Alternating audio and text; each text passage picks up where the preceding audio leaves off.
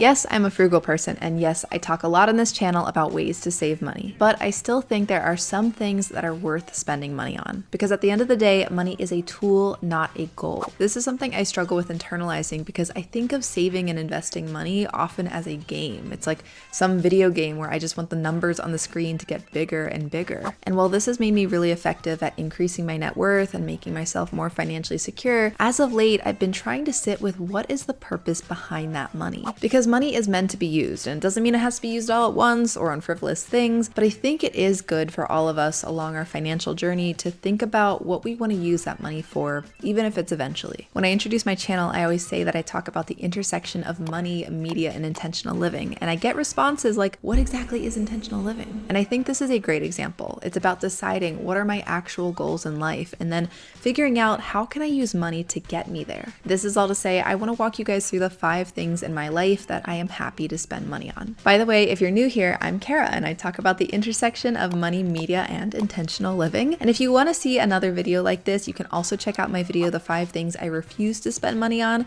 or my many other video essays that I have in this playlist. So the first thing that I am happy to spend money on is fitness. Physical health has always been really important to me, not only because of the health benefits, but honestly, I just find it so fun. It's very much a hobby of mine to work out, whether it's yoga, Pilates, rock climbing, running, or hiking. And I think there's this popular mindset that frames working out as like an ordeal, something that is inherently miserable you have to get through to get to your goals. But I personally reject that. I like to think of it like being a kid on a playground. It's this time to move your body, try something new, maybe make friends, meet new people. I think working out can be really joyful, and it has a great return on investment, or ROI, because working out can usually help you live longer, reduce your risk of diseases, and just make daily living a more enjoyable experience. This will hopefully make living out my dreams a whole lot easier, while also hopefully reducing healthcare costs down the line. And even though you can absolutely enjoy fitness without spending money, I mean, you could just go outside for a run or walk regularly, I am happy spending money on gyms and classes. I go to hot yoga every week, which is about $20 a session, and then I spend another $100 a month on another gym that I go to. And yes, it is a lot. I never thought I would be spending that much on fitness a few years ago, but I'm pretty happy with the choices now. And I also, one, I account for it in my monthly budget. I make sure that I'm not compromising any of my savings goals. And two, I didn't jump straight into this. It's really only been in the past year that I've been starting to invest this much money into my fitness. Before, I was doing Groupon deals or $10 gyms or the free gyms in the neighborhood, something like that. But in the past few years, I've job hopped, I've gotten promotions, I've started side businesses, so I'm making more money, and I kind of did an audit of my life and felt like health and fitness were one of the top priorities of my life right now, and I felt more comfortable spending a little bit more in that area. And you might be like,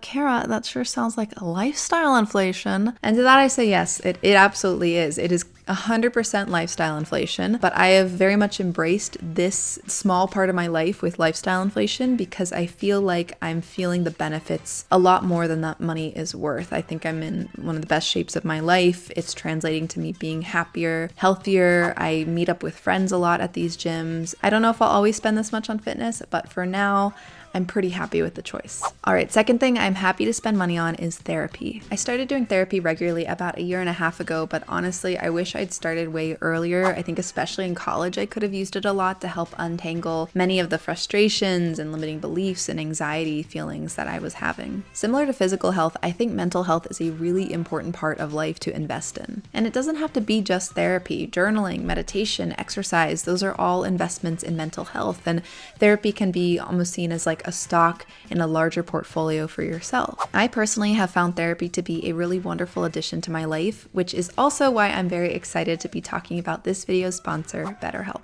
BetterHelp is the largest therapy platform in the world, and it is 100% online. With BetterHelp, you can tap into a network of over 30,000 licensed and experienced therapists who can help you with a wide range of issues. I recently signed up for BetterHelp and have really liked it so far because of how seamless it was to get matched to a therapist. It literally took under a day after I filled out a few questions regarding my needs and preferences for therapy. My entire therapy history so far has been online rather than in person, so the online nature of BetterHelp was not new to me, and and I also knew it was a very convenient format for what I needed. But in the past, finding a therapist took a long time for me, and it actually discouraged me from doing therapy for the longest time. So that's why I like how BetterHelp matched me with a therapist. They also make it really easy to switch therapists at no cost if you need to, because not every therapist is going to be the best fit or be what you need exactly. And so being able to do that without having to worry about pausing therapy for a long time was just a really nice benefit, and it's something I really liked about BetterHelp. Also, even with insurance, I was paying $110 an online session before, but with BetterHelp, the ranges tend to be $60 to $90 per online session, so it's much more affordable for me. Now, I will say, because we're talking about mental health, which is a very sensitive topic, I can really only speak from my personal experiences. I think mental health is a very personal decision, so I encourage everyone to choose what makes the most sense for them. That being said, I so appreciate that BetterHelp is greatly improving therapy access for use cases like me, and I know similarly I've heard so many stories online of people really benefiting from the therapy access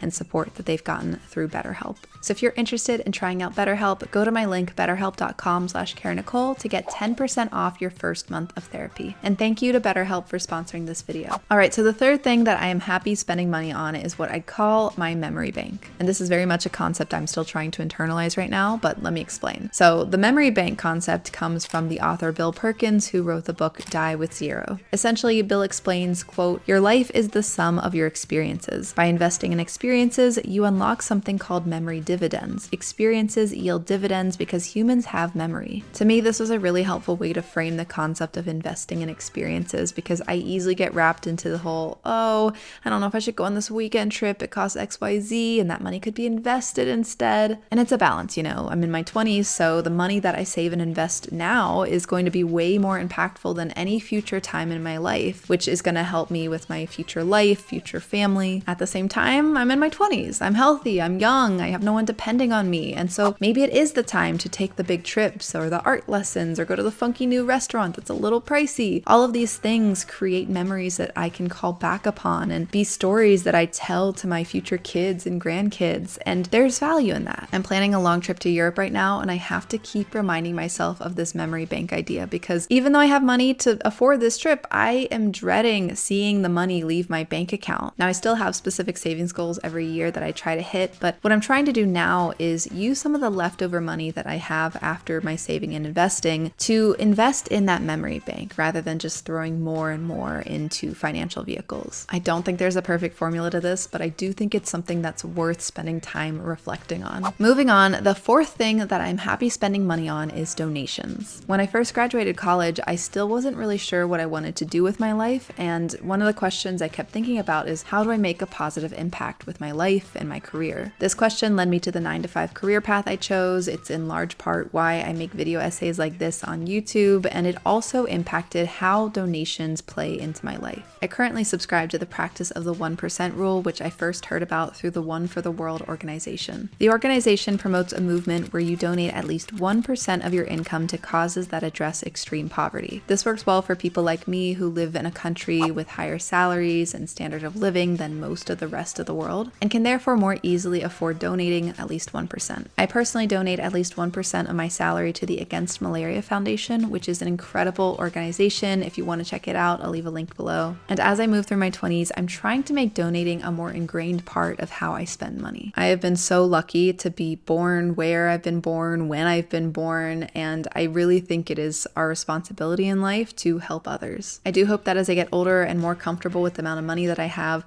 that I move my donation percentage into the double digits. There's this organization called 80,000 Hours, which was a huge help in figuring out what I was going to do with my life. And they often recommend the concept of earning to give, which is where you do 10 to 30% of the money that you bring in, you end up donating. So I think I'd like to get to that point eventually. And last but not least, the fifth thing that I am happy to spend money on is, drumroll please, maxing out my retirement accounts. I know, womp womp, that's a boring answer, but I do think it's important and it really does make me happy. Also, this is a financial channel, so let me have my nerd moment, please. And look, I know it's not something that I can immediately touch or experience, but I do think of it as a way that money can again be a tool to live the life of my dreams. By maxing out my 401k and Roth IRA every year, which are both tax advantage retirement accounts, I'm giving myself comfort and stability for a secure retirement one day, which is a gift for my future self, but it also gives me peace of mind now. It's part of that balance that I mentioned before between saving money and investing in my memory bank.